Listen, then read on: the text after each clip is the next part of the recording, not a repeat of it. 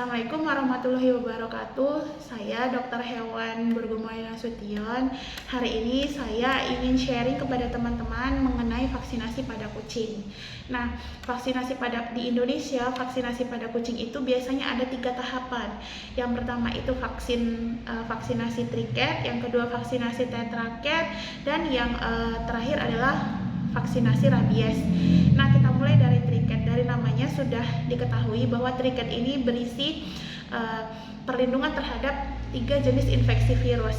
Virus yang pertama adalah virus Panleukopenia, yang apabila virus ini menyerang kucing, biasanya gejalanya itu muntah, diare, dan pada kasus yang parah dia menyebabkan diare berdarah.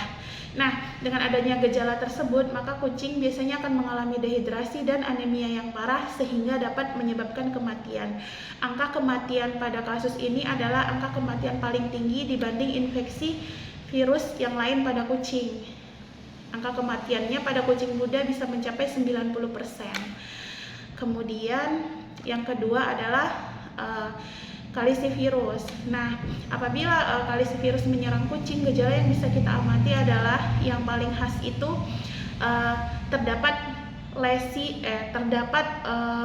radang pada gusi. Nah, kalau teman-teman perhatikan, dilihat gusinya akan memerah dan menebal. Kemudian lidahnya kelihatan akan luka-luka dan dibarengi dengan flu. Hewannya akan terlihat lesu dan suhu tubuhnya sangat tinggi, bisa mencapai 40 derajat Celcius.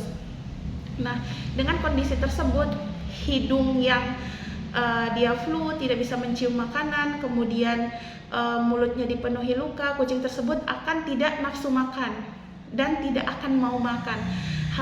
Hal ini biasanya akan menyebabkan kucing itu dehidrasi parah, lama-kelamaan melemah dan akan menyebabkan kematian. Kemudian virus yang ketiga itu adalah rhinotracheosis virus. Nah, virus ini menyerang saluran pernafasan pada kucing.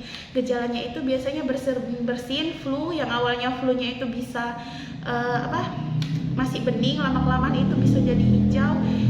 Kucingnya akan kelihatan kesulitan bernafas. Pada kasus yang parah,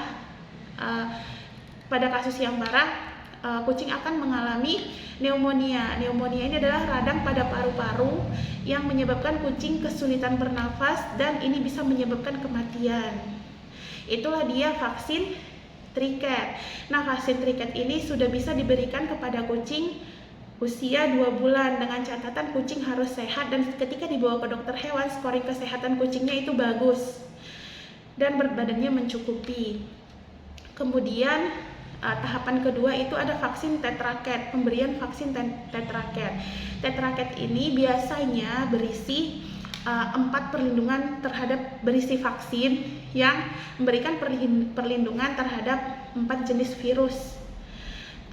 Seperti yang tadi, virusnya Panleukopenia, rhinotracheosis virus, kalisivirus, dan yang terakhir adalah chlamydia.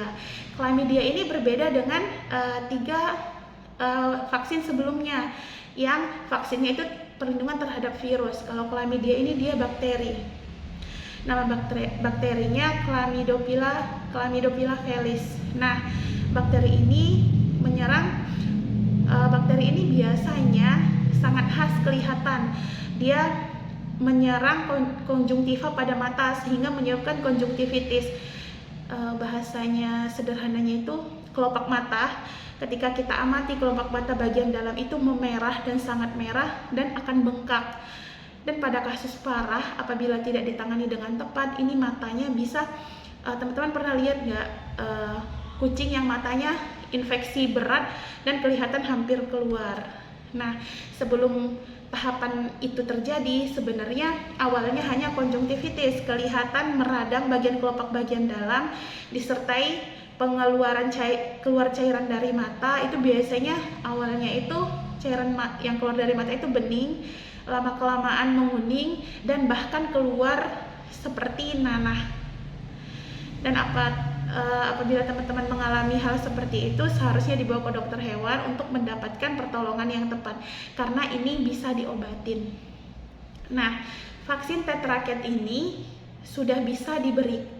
Vaksin tetraket ini adalah vaksin booster terhadap vaksin triket tadi dan dengan penambahan vaksin chlamydia di dalamnya. Ini bisa diberikan 3 minggu sampai 4 minggu setelah pemberian vaksin triket.